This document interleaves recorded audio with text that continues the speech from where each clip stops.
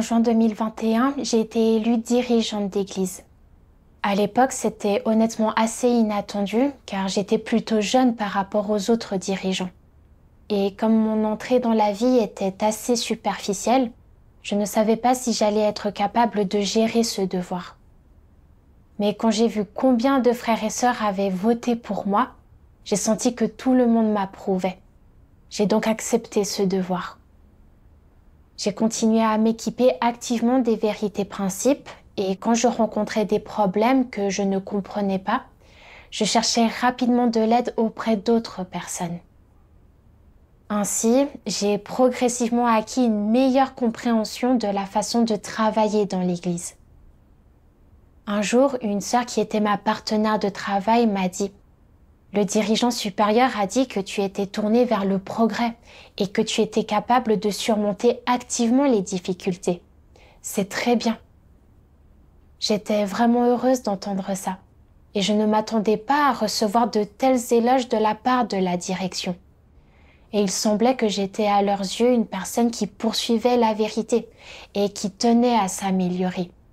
Et je me suis décidée à continuer de travailler dur. Mais peu de temps après, des problèmes ont commencé à surgir dans mon travail, les uns après les autres. Les superviseurs que j'avais choisis ne faisaient pas de travail concret et je ne suivais pas et ne supervisais pas continuellement leur travail, ce qui a entraîné de graves pertes dans le travail.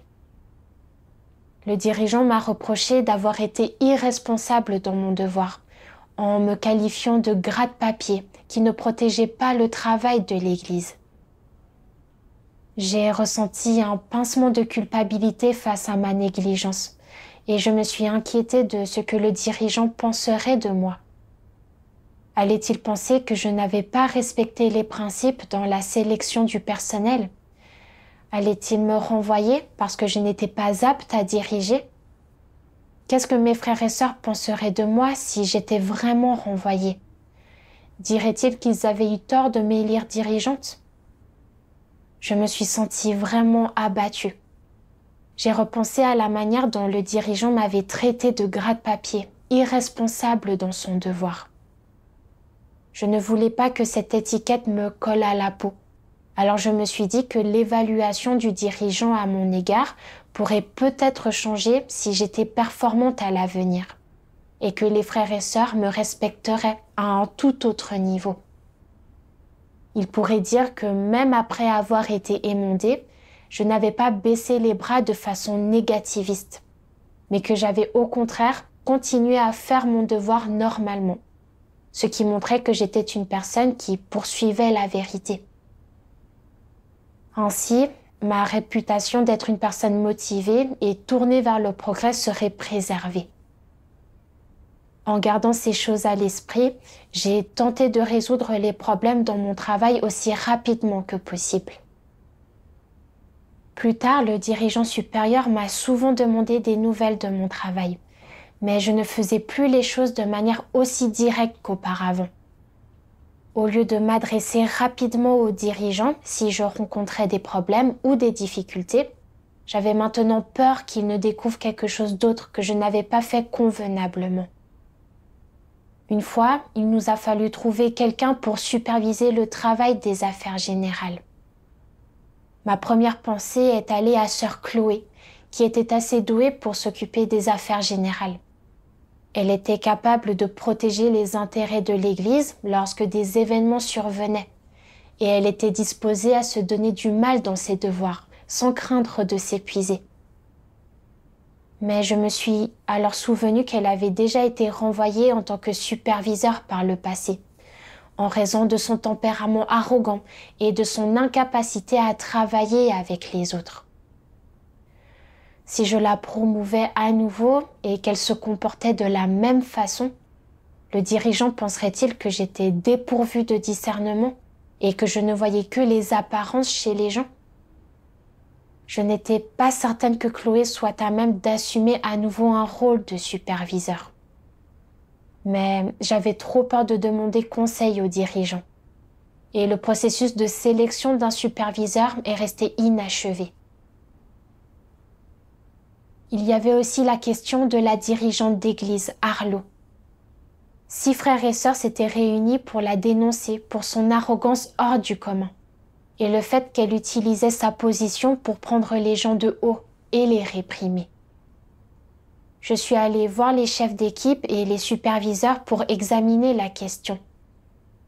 J'ai découvert que Arlo était en effet assez arrogante et qu'elle aimait faire la leçon aux autres. Mais certains ont également dit qu'elle le faisait parce que les frères et sœurs violaient les principes. Devant ces évaluations contradictoires, je ne parvenais pas à y voir clair.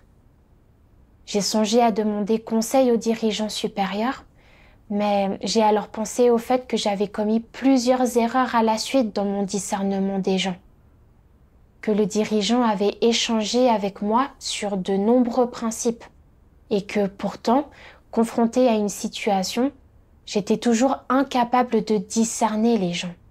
Et je me demandais s'ils penseraient que j'étais d'un calibre médiocre, incapable de comprendre les principes, peu importe dans quelle mesure on les échangeait avec moi, et que j'étais inapte à être dirigeante.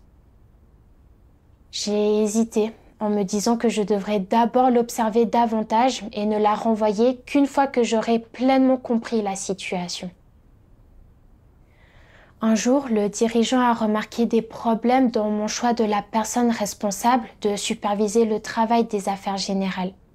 Et il a échangé avec moi sur les principes de la gestion de ces questions. Il a dit, le fait d'avoir été renvoyé auparavant ne signifie pas que l'on ne peut plus être superviseur. Ça dépend de la repentance de la personne. Par ailleurs, la sélection d'un superviseur des affaires générales est différente de celle d'un dirigeant d'église. La priorité n'est pas sa poursuite de la vérité, mais de savoir si c'est la bonne personne et si elle peut maintenir le travail de l'église. De plus, si la plupart des gens estiment qu'elle a du talent pour ça, alors elle peut pratiquer. Si tu n'es pas sûr, tu peux demander à d'autres frères et sœurs de coopérer avec elle. Après cet échange, il m'a également émondée pour avoir retardé le problème pendant si longtemps, sans chercher de solution. Il m'a dit que je me montrais trop égoïste et que je ne protégeais pas le travail de l'Église. Je ne m'attendais pas à ce que de plus en plus de problèmes soient exposés, à mesure que j'essayais de me déguiser et de dissimuler des choses. Inconsciemment, j'avais commencé à prêter plus d'attention au ton et aux expressions des gens. Lorsque le dirigeant me parlait, j'essayais de deviner au ton de sa voix si l'idée qu'il se faisait de moi s'empirait, s'il évaluait mon aptitude en tant que dirigeante et s'il allait cesser de me confier des responsabilités. À ma grande surprise, 1 mois plus tard, le dirigeant a pris des dispositions pour que je supervise du travail vidéo. Je me suis dit, si je ne m'en sors pas bien cette fois-ci, je risque vraiment d'être renvoyée. Il faut que je saisisse cette occasion et que je sois performante. Cependant, je n'étais pas habituée au travail vidéo. Et lorsque des problèmes sont apparus, je n'ai pas su comment les résoudre. Lorsque le dirigeant me questionnait sur l'état d'avancement du travail, je devenais très nerveuse, de peur qu'il ne remarque quelque chose que je n'avais pas fait convenablement. Alors, lorsque je faisais mon rapport sur le travail, je ne communiquais que les bonnes nouvelles et pas les mauvaises, en soulignant les domaines qui avaient connu des avancées. Et je disais que je travaillais dur pour trouver des solutions dans les domaines qui ne progressaient pas. Pendant cette période, j'ai ressenti une immense pression. Plusieurs fois, j'ai envisagé d'avouer aux dirigeants que j'étais incapable de gérer ce poste. Mais je craignais qu'en faisant cela, je perdrais définitivement ma seule qualité rédemptrice, celle d'être tournée vers le progrès aux yeux des autres. 6 mois se sont écoulés sans que je ne les voie passer. Et le travail qui aurait dû prendre 1 mois avait été retardé de 6 mois. Mon état n'a cessé de se dégrader. Lorsque je mangeais et buvais les paroles de Dieu, je ne recevais aucune lumière et je somnolais sans cesse et j'avais la sensation que mes prières étaient déconnectées de Dieu. Je ressentais une anxiété et un malaise constant. À un moment donné, le dirigeant m'a interrogée de façon un peu plus poussée. Il a découvert ses problèmes et il m'a renvoyée. Il a dit « Tu ne poursuis pas la vérité et tu es trop vaniteuse. Tu préfères faire ton devoir seule, tu ne consultes jamais les autres et tu ne cherches pas leur aide. Et tu es trop préoccupée par ta réputation et ton statut. Compte tenu de ton comportement constant, tu ne peux pas continuer à être dirigeante. » Au moment où j'ai été renvoyée, il était clair pour moi que le juste tempérament de Dieu s'abattait sur moi et que je ne pouvais m'en prendre qu'à moi-même. Peu de temps après, j'ai appris que Arlo s'était déchaîné dans l'église en formant des cliques et en réprimant et en tourmentant ceux qui ne la suivaient pas. L'église était en pleine tourmente, les gens étaient devenus désorganisés et elle avait fini par être isolée à cause de son humanité malfaisante. Confrontée à ce résultat, j'ai été profondément déstabilisée. Mon incapacité à voir clairement ses problèmes et à demander conseil en temps voulu avait laissé une personne malfaisante dans une position de direction, ce qui avait causé du tort aux frères et sœurs pendant très longtemps et gravement perturbé le travail de l'Église. En songeant à quel point j'avais mal fait mes devoirs, j'étais emplie de culpabilité et j'avais trop honte pour regarder les frères et sœurs en face. Je n'arrêtais pas de me demander comment en suis-je arrivée là. Je me suis agenouillée devant Dieu pour prier en lui demandant de m'éclairer et de me guider afin que je puisse réellement réfléchir à tout ce que j'avais fait et le comprendre. Plus tard, en lisant quelques paroles de Dieu, j'ai commencé à gagner une certaine compréhension de mon état. Dieu Tout-Puissant dit « Si vous êtes un dirigeant ou un ouvrier, avez-vous peur que la maison de Dieu se renseigne sur votre travail et le supervise? Avez-vous peur que la maison de Dieu découvre des lacunes et des erreurs dans votre travail et vous émonde? Avez-vous peur que le supérieur, ayant pris connaissance de votre véritable calibre et de votre véritable stature, vous voit sous un jour différent et n'envisage pas de promotion pour vous? Si tu as ces craintes, cela prouve que tes intentions ne visent pas l'intérêt du travail d'église, que tu travailles pour la réputation et le statut, ce qui montre que tu as le tempérament d'un antéchrist. Si tu as le tempérament d'un antéchrist, tu vas probablement suivre le chemin des antéchrists et commettre tout le mal qu'ils causent. Si dans ton cœur, tu ne crains pas que la maison de Dieu supervise ton travail et que tu es capable d'apporter de vraies réponses aux questions et interrogations du supérieur, sans rien cacher, et que tu dis tout ce que tu sais, alors, peu importe si ce que tu dis est vrai ou faux, et quelle que soit la corruption que tu as révélée. Même si tu as révélé le tempérament d'un antéchrist, tu ne seras absolument pas défini comme étant un antéchrist. Ce qui est essentiel, c'est de savoir si tu es capable de connaître ton propre tempérament d'antéchrist et si tu es capable de chercher la vérité pour résoudre ce problème. Si tu es quelqu'un qui accepte la vérité, ton tempérament d'antéchrist peut être corrigé. Si tu sais parfaitement bien que tu as un tempérament d'antéchrist et que pourtant tu ne cherches pas la vérité pour le corriger, si tu essaies même de dissimuler les problèmes qui surviennent et de fuir les responsabilités ou de mentir à ce propos, et si tu n'acceptes pas la vérité quand tu es soumis à l'émondage, alors il s'agit là d'un sérieux problème, et tu n'es guère différent d'un antéchrist. Sachant que tu as le tempérament d'un antéchrist, pourquoi n'oses-tu pas y faire face? Pourquoi ne peux-tu pas aborder le sujet franchement et te dire « Si le supérieur s'enquiert de mon travail, je dirai tout ce que je sais, et même si les mauvaises choses que j'ai faites sont révélées et que le supérieur ne se sert plus de moi quand il le saura, et que je perds mon statut, je dirai toujours clairement ce que j'ai à dire. Ta peur de la supervision et des enquêtes sur ton travail par la maison de Dieu prouve que tu chéris ton statut plus que la vérité.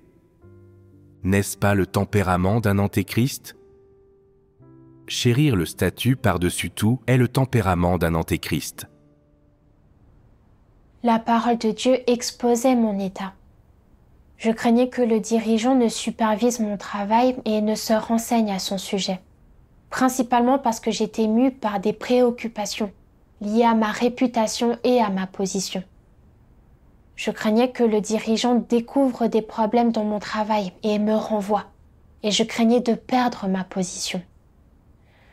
Alors quand j'étais confrontée à des déviations et à des problèmes dans mon travail, je faisais de mon mieux pour les camoufler. Et du moment que je pouvais conserver ma position, je préférais recourir à la fourberie et retarder le travail. Le fait que j'aime à ce point ma position révélait mon tempérament d'antéchrist. Je sentais que les frères et sœurs et le dirigeant avaient une bonne opinion de moi. Alors j'avais voulu obtenir de bons résultats dans tous les aspects, afin de conserver ma position de dirigeante. En raison de mon irresponsabilité dans mon devoir et de mon manque de principe dans la sélection des personnes, j'avais été émondée à plusieurs reprises. Après ça, j'avais commencé à me demander si le dirigeant n'allait pas dire que mon calibre était insuffisant et me renvoyer, en me faisant perdre ma position. C'était la source de ma peur.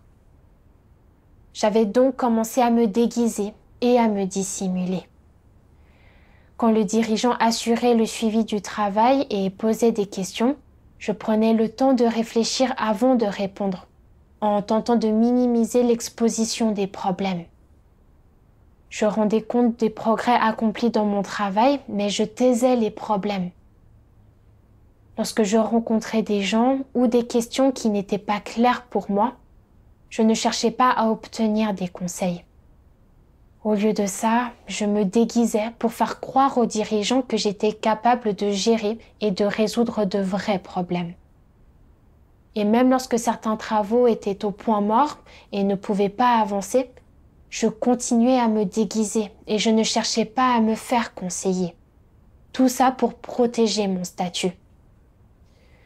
Aveuglée par mon souci de préserver ma réputation et mon statut, j'avais commis une succession d'erreurs, ce qui avait entraîné des retards dans de nombreux travaux et les avait empêchés de progresser normalement. Je me suis souvenue des paroles de Dieu qui disent « Pourquoi ne peux-tu pas aborder le sujet franchement et te dire « Si le supérieur s'enquiert de mon travail, je dirai tout ce que je sais. Et même si les mauvaises choses que j'ai faites sont révélées et que le supérieur ne se sert plus de moi quand il le saura, et que je perds mon statut, je dirai toujours clairement ce que j'ai à dire. Ta peur de la supervision et des enquêtes sur ton travail par la maison de Dieu prouve que tu chéris ton statut plus que la vérité. N'est-ce pas le tempérament d'un antéchrist ? Chérir le statut par-dessus tout est le tempérament d'un antéchrist. Face à l'exposition des paroles de Dieu, je me suis sentie profondément condamnée. Dieu nous enseigne que nous devons parler honnêtement lorsque nous rendons compte de notre travail, quels que soient les problèmes. Même si ça implique de perdre notre statut, il nous faut parler clairement des problèmes et ne pas les dissimuler, et rendre compte des problèmes honnêtement. Toutefois, j'avais agi de manière tout à fait opposée. J'avais préféré mentir, me déguiser et tromper, en sacrifiant mon intégrité pour protéger ma réputation et mon statut. Les paroles de Dieu m'ont pleinement convaincue, en me montrant que ce que je poursuivais et appréciais réellement n'était que la réputation et le statut. Plus tard, j'ai lu un autre passage des paroles de Dieu. Dieu Tout-Puissant dit « Les antéchrists sont foncièrement malveillants.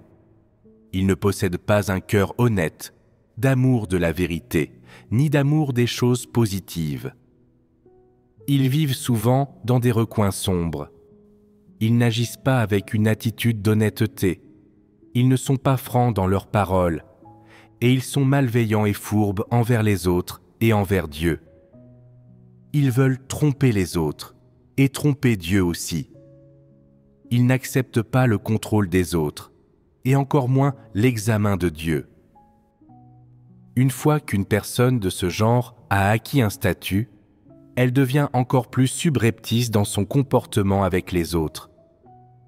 Elle veut protéger ses ambitions, sa réputation, son image et son nom, son statut et sa dignité, etc. C'est pourquoi elle ne veut pas être franche sur sa manière de faire les choses ou sur ses motivations pour les faire.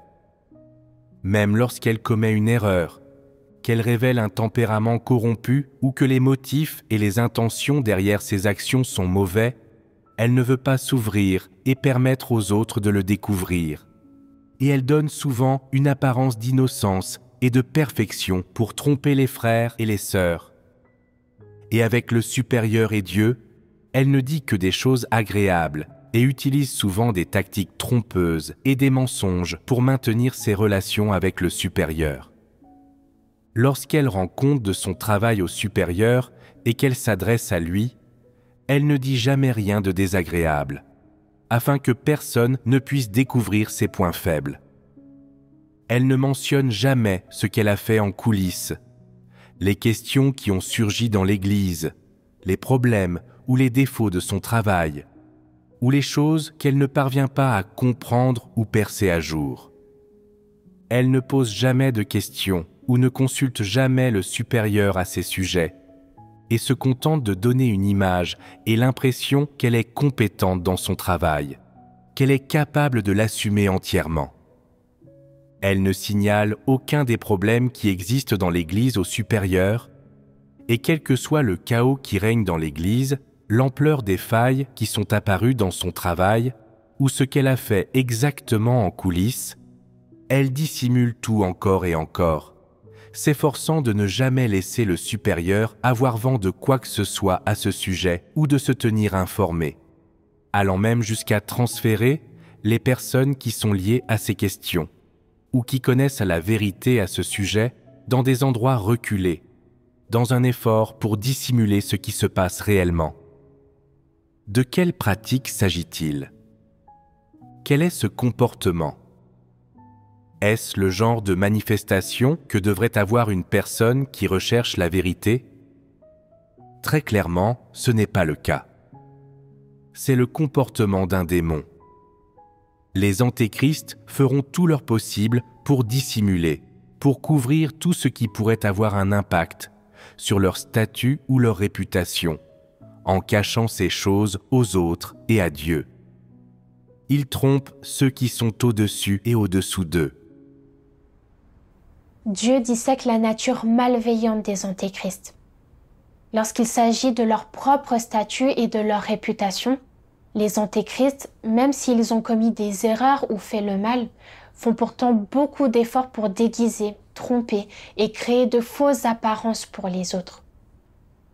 Ils trompent à la fois leurs supérieurs et ceux qui leur sont subordonnés, sans jamais chercher la vérité pour résoudre ou corriger les choses, ni réfléchir ou se repentir. Depuis que j'avais été émondée, j'avais commencé à suspecter que le dirigeant avait une piètre opinion de moi.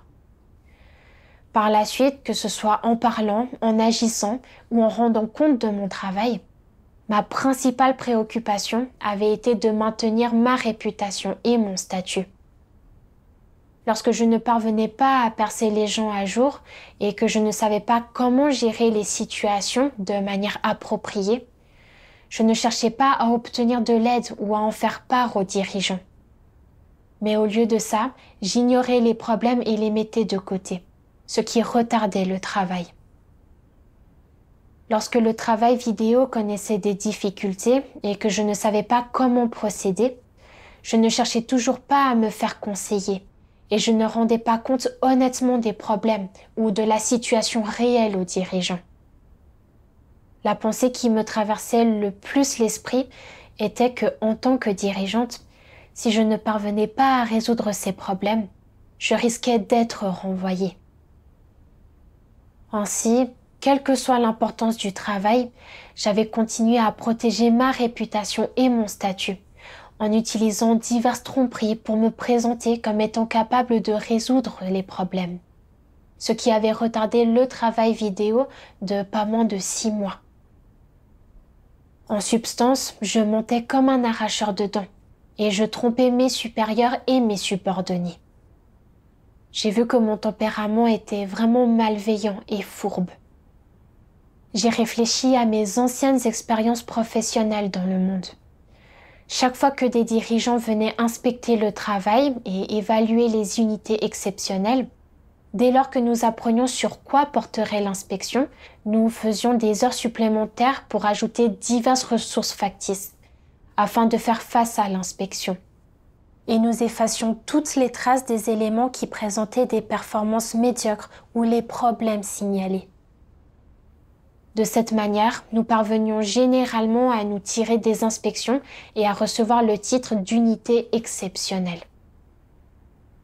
Sous l'influence d'une telle tendance malfaisante, les gens ne se concentrent plus sur le fait de parler ou de faire les choses honnêtement. Ils se trompent les uns les autres et emploient tous les moyens à leur disposition pour atteindre leurs objectifs.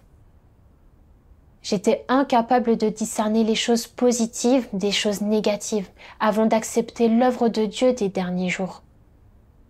Je me conformais aux tendances malfaisantes du monde et je vivais sans aucune ressemblance humaine. À présent, même après avoir accepté l'œuvre de Dieu des derniers jours pendant de nombreuses années, après avoir mangé et bu de nombreuses paroles de Dieu, et compris certaines bases quant au fait d'être humain, j'avais encore recours à la fourberie et aux apparences trompeuses dans mes devoirs, pour maintenir ma réputation et mon statut, en ne rendant compte que des bonnes choses et en laissant de côté les mauvaises, ce qui revenait à commettre sciemment une offense, à tromper Dieu et à m'opposer à lui. En réfléchissant à ça, la crainte m'a envahi. Par le passé, quand j'avais entendu parler du fait que Dieu exposait le comportement des antéchrists, j'avais toujours associé ces paroles à ceux qui commettaient de nombreux maux et qui étaient clairement des antéchrists, sans jamais m'y identifier sérieusement. À présent, à travers l'exposition des paroles de Dieu et la révélation des faits, je voyais que j'avais effectivement le tempérament et les comportements d'un antéchrist. J'ai prié Dieu avec insistance dans mon cœur, avec le souhait de me repentir et de changer. Je ne voulais plus me conduire de la sorte. Plus tard, j'ai lu quelques passages des paroles de Dieu qui m'ont permis de mieux comprendre mes problèmes et de trouver un chemin de pratique. Dieu Tout-Puissant dit: certains sont promus et cultivés par l'Église, c'est pour eux une bonne occasion de se former. C'est une bonne chose. On peut dire qu'ils ont été élevés et honorés par Dieu. Alors, comment devraient-ils faire leur devoir ? Le premier principe qu'ils doivent respecter est de comprendre la vérité quand ils ne comprennent pas la vérité. Ils doivent chercher la vérité. Et s'ils ne comprennent toujours pas après avoir cherché par eux-mêmes, ils peuvent trouver quelqu'un qui comprend la vérité avec qui échanger et chercher, ce qui permettra de résoudre le problème plus rapidement et dans de meilleurs délais. Si tu te préoccupes uniquement de passer plus de temps à lire les paroles de Dieu par toi-même et de consacrer plus de temps à méditer ces paroles, afin de parvenir à comprendre la vérité et de résoudre le problème, c'est trop lent. Comme le dit le dicton, des remèdes trop lents à agir ne peuvent répondre aux besoins urgents. Si en ce qui concerne la vérité, tu souhaites faire des progrès rapides, alors il faut que tu apprennes à travailler en harmonie avec les autres, à poser plus de questions et à chercher davantage. Ce n'est qu'alors que ta vie grandira rapidement et que tu pourras résoudre les problèmes promptement, sans aucun retard. Parce que tu viens juste d'être promu, que tu es toujours en probation, que tu ne comprends pas vraiment la vérité et ne possèdes pas la vérité-réalité. Parce que tu n'as toujours pas cette stature, ne pense pas que ta promotion signifie que tu possèdes la vérité-réalité. Ce n'est pas le cas. Si tu es promu et cultivé, c'est simplement parce que tu as le sentiment d'avoir un fardeau dans le travail et que tu possèdes le calibre d'un dirigeant. Tu dois avoir cette raison. Si ayant été promu et étant devenu dirigeant ou ouvrier, tu commences à affirmer ton statut et que tu crois que tu es quelqu'un qui poursuit la vérité et que tu possèdes la vérité-réalité. Et si quels que soient les problèmes que rencontrent les frères et sœurs, tu prétends les comprendre et tu te prétends spirituel, alors c'est une façon d'être qui est stupide et semblable à celle des pharisiens hypocrites. Tu dois parler et agir honnêtement. Lorsque tu ne comprends pas, tu peux demander aux autres ou aller chercher l'échange du supérieur. Il n'y a rien de honteux dans tout cela. Même si tu ne demandes rien, le supérieur connaîtra tout de même ta véritable stature et saura que la vérité-réalité est absente chez toi. Chercher et échanger sont ce que tu dois faire. Telle est la raison que l'on devrait trouver dans l'humanité normale et le principe auquel devraient adhérer les dirigeants et les ouvriers. Il n'y a pas là de quoi être gêné. Si tu penses qu'une fois que tu es un dirigeant, il est gênant de ne pas comprendre les principes ou de poser sans cesse des questions aux autres ou aux supérieurs et que tu crains que les autres te regardent de haut, si bien que tu joues la comédie pour faire croire que tu comprends tout, que tu as des capacités de travail, de faire n'importe quel travail d'église, en prétendant n'avoir besoin de personne pour te le rappeler ou échanger avec toi, ni pour subvenir à tes besoins ou te soutenir. Alors c'est dangereux et tu es trop arrogant et suffisant, trop dépourvu de raison. Tu ne connais même pas ta propre mesure. Et cela ne fait-il pas de toi une personne confuse ? De telles personnes ne remplissent pas vraiment les critères pour être promues et cultivées par la maison de Dieu, et tôt ou tard, elles seront renvoyées et éliminées. Certains disent aussi, lorsque nous rencontrons des difficultés ou des problèmes, nous devons d'abord réfléchir pendant quelques jours et ne le signaler que si nous ne trouvons vraiment pas de solution. On pourrait croire que ceux qui disent cela ont une raison de le faire, mais ces jours de réflexion ne risquent-ils pas de provoquer des retards ? Peux-tu être certain que quelques jours de réflexion résoudront le problème ? Peux-tu garantir que cela n'entraînera pas de retard supplémentaire ? D'autres disent, si nous signalons un problème immédiatement, le supérieur ne pensera-t-il pas que nous ne sommes même pas capables de percer à jour ce problème mineur ? Ne va-t-il pas nous traiter d'idiots et d'ignorants et nous émonder ? Ils ont tort de dire cela, que tu signales ou non le problème. La qualité de ton calibre est déjà évidente. Le supérieur sait tout. Penses-tu que le supérieur t'estimera si tu ne signales pas un problème ? Si tu signales le problème et que cela n'a pas entraîné de retard dans des affaires importantes, la maison de Dieu ne t'en tiendra pas pour responsable. Cependant, si tu ne le signales pas et que cela entraîne des retards, tu seras tenu directement pour responsable et tu seras immédiatement renvoyé pour ne plus jamais être utilisé. Le peuple élu de Dieu te considérera également comme un ignorant, un idiot, un faible d'esprit et un déséquilibré, et il te haïra et te méprisera à jamais. À présent, vous devriez tous être capables de percer à jour ce genre de problème, n'est-ce pas ? Lorsque vous rencontrez des problèmes que vous ne pouvez pas gérer, signalez-les rapidement et échangez pour trouver des solutions avec le groupe décisionnaire. Si le groupe décisionnaire ne peut pas les gérer, signalez-les immédiatement au supérieur. Ne vous inquiétez pas de ceci ou de cela. Le plus important est de pouvoir résoudre rapidement le problème. Les paroles de Dieu m'ont réveillée. Être un dirigeant dans la maison de Dieu repose simplement sur le fait de pratiquer et de se faire cultiver. Ainsi, quand on est confronté à des confusions et à des difficultés dans son devoir, il faut coopérer et discuter avec d'autres personnes et chercher de l'aide auprès des supérieurs afin d'éviter de retarder le travail.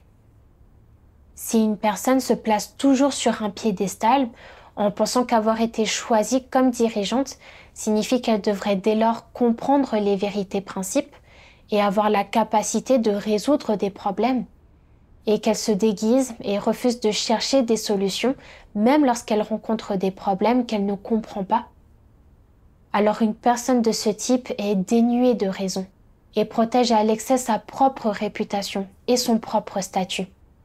Et elle peut facilement retarder le travail de l'Église. J'en étais un exemple vivant. Je savais que ma compréhension de la vérité était superficielle et que beaucoup de choses me faisaient défaut. Mais je pensais que, étant donné que j'avais été choisie comme dirigeante, je devais donc avoir une meilleure compréhension des vérités principes que les frères et sœurs, et avoir plus de capacité qu'eux pour résoudre les problèmes. Et que de cette manière, les frères et sœurs pourraient être conquis et que le dirigeant supérieur pourrait m'approuver. Quand j'avais ce point de vue erroné, je ne pouvais m'empêcher de vouloir me déguiser. Quand des problèmes que je ne savais pas comment résoudre surgissaient dans mes devoirs, je n'arrivais jamais à m'exprimer et à chercher de l'aide, de peur de passer pour une incompétente et d'être embarrassée. J'essayais donc toujours de résoudre les problèmes par moi-même. Je m'enlisais dans le bourbier de la réputation et du statut, comme si mon esprit était embrouillé. Je continuais à me déguiser et à tromper les gens, ce qui retardait gravement le travail de l'Église. En y réfléchissant, je me suis donné quelques gifles vigoureuses et je me suis sentie profondément coupable et pleine de remords. J'ai alors lu ce passage des paroles de Dieu.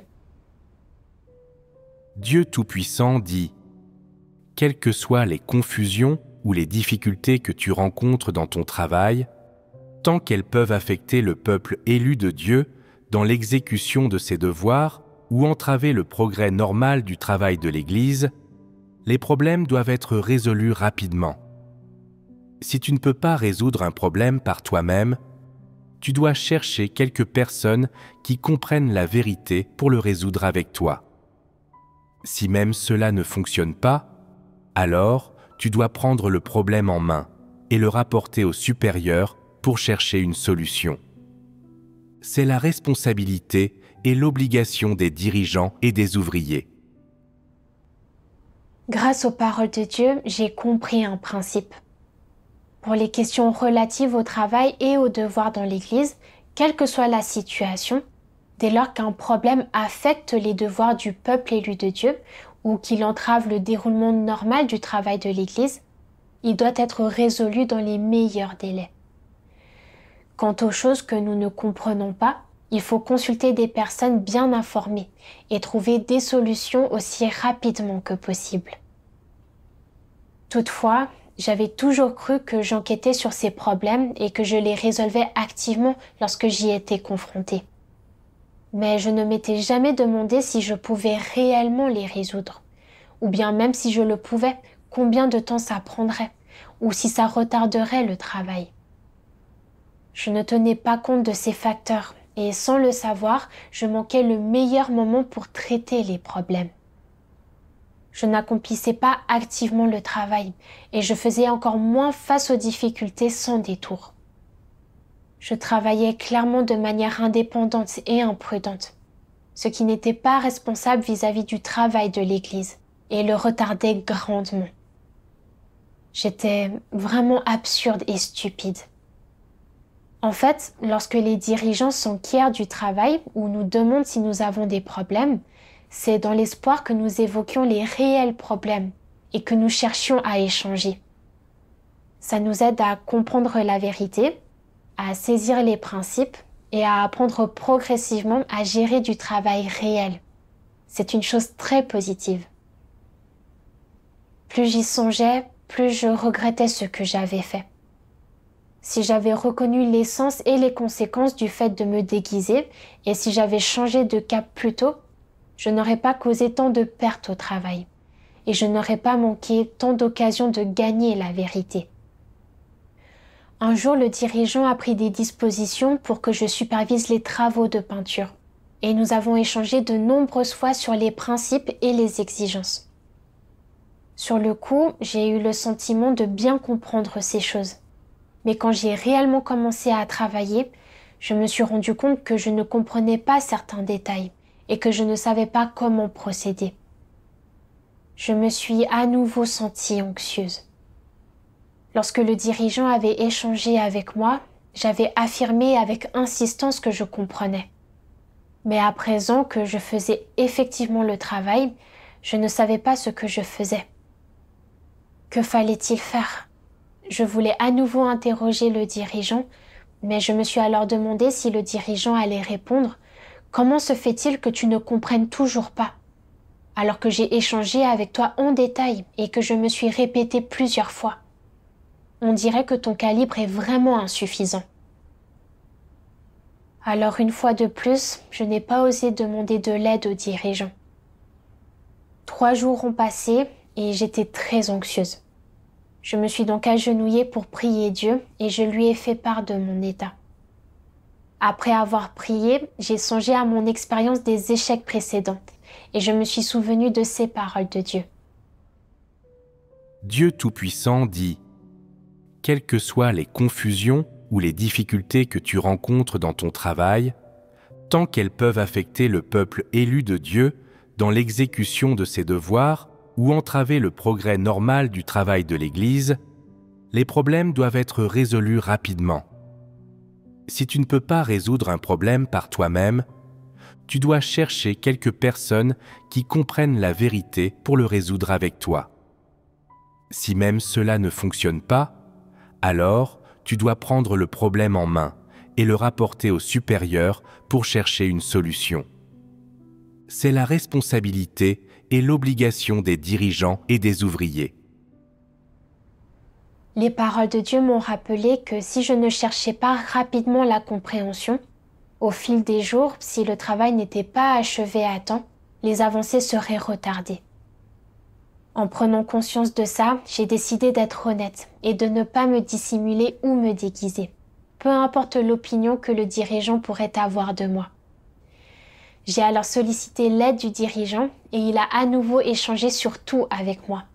Et le problème a été résolu immédiatement. J'ai fait une prière pour rendre grâce à Dieu et le louer. Pratiquer de la sorte était vraiment doux et libérateur. En réfléchissant à cette expérience, je suis profondément reconnaissante à Dieu d'avoir fait les arrangements nécessaires pour que je traverse toutes ces situations. Bien qu'elles aient révélé une grande partie de ma corruption, elles ont été pour moi les meilleures occasions de me comprendre. Grâce à l'exposition, à l'éclairage et à la direction des paroles de Dieu, j'ai acquis une meilleure compréhension de moi-même. J'ai tiré quelques leçons et j'ai trouvé des moyens de mener à bien mes devoirs correctement. Je rends grâce à Dieu du fond du cœur.